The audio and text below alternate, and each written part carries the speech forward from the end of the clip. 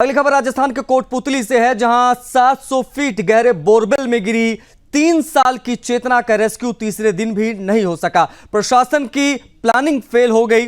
मासूम 45 घंटे से बोरवेल में फंसी हुई। आपको बता ये दें कि मंगलवार को हुक से ऊपर खींचने के देसी जुगाड़ के फेल होने के बाद से वो 120 फीट पर अटकी है।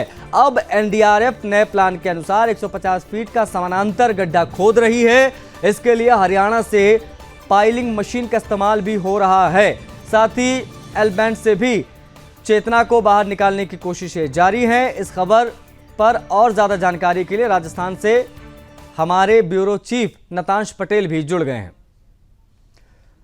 नतांश का रुख करेंगे। नतांश, किस प्रकार की स्थिति इस वक्त बनी हुई है और किस प्रकार से ये पूरा रेस्क्यू अब तक चला है? जी हाँ आशीष, मैं आपको बताना चाहूंगा कि जिस तरीके से लगातार बोरवेल में गिरने की जो वारदातें हैं वो राजस्थान में थमने का नाम नहीं ले रही है, क्योंकि इससे पहले दिसंबर के ही महीने में दौसा में एक ऐसा ही हादसा सामने आया था, जहां पर आर्यन नाम का जो मासूम था वो बोरवेल में गिर गया था। और उसके बाद यहाँ पर अब चेतना नाम की जो कोटपुतली है, जयपुर से सटा हुआ कोटपुतली है, और वहां पर 3 साल की मासूम चेतना जो है वो बोरवेल में गिर चुकी है। और उसके बाद लगातार एनडीआरएफ की टीम जो पिछले 45 घंटों से लगातार ये प्रयास कर रही है कि कैसे उसको बाहर निकाला जाए, लेकिन यहाँ पर एक भी प्रयास उनका सफल नहीं हुआ है। और कहीं ना कहीं मिसमैनेजमेंट सामने आ रहा है, क्योंकि एक मतलब प्लानिंग के तहत उन्होंने 120 अभी बच्ची की क्या स्थिति है? अभी 45 घंटे काफी ज्यादा समय होता है। अभी बच्ची की क्या स्थिति है? क्या मूवमेंट बच्ची की दिखाई दे रही है?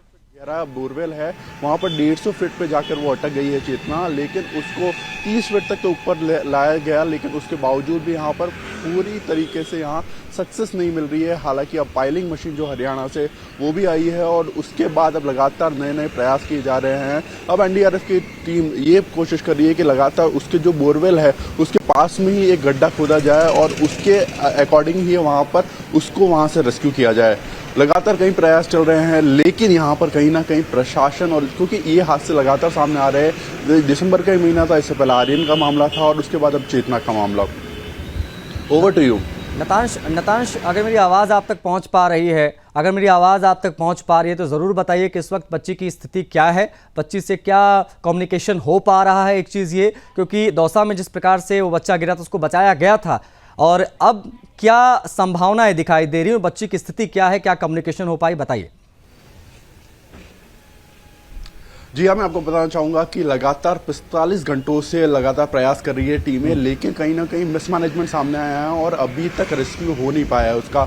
और अब एनडीआरएफ की टीम, जैसे कि आपने जिक्र किया था, हरियाणा से पाइलिंग मशीन लाई गई है, और उसके बाद लगातार ये प्रयास किया जा रहा है कि समानांतरण जो वहाँ पर खड्डा खोदा गया था, जो बोरवेल की गहराई है उसके पास 150 फीट का एक खड्डा खोदा जाएगा, और उसके बाद ये प्रयास किए जाएंगे कि क्या वहाँ से रेस्क्यू किया जाए। क्योंकि मूवमेंट देखा गया था, लास्ट हमने जो सीसीटीवी एक फुटेज हमारे सामने आया था, और उसके थ्रू हमको ये पता पड़ा था कि मूवमेंट हो रहा है, चेतना अभी भी शी इज अलाइव। क्योंकि ऐसा हादसा इससे पहले आर्यन जो था दौसा में, वहाँ पे सामने आया था, और उसके बाद उसको रेस्क्यू नहीं किया गया और उसकी मौत हो चुकी थी। लेकिन कहीं ना कहीं प्रशासन लगातार उससे कहीं ना कहीं सबक भी लिए और लगातार प्रयास कर रहा है कि कैसे उसको सफलतापूर्वक रेस्क्यू किया जाए। और साथ ही ये देखने वाली बात होती है कि किस तरीके से प्रशासन इस बात पर भी अलर्ट पे आता है कि कैसे इस तरीके के जो हादसे हो रहे लगातार हो रहे उसको रोका जाए। Over to you. बिल्कुल।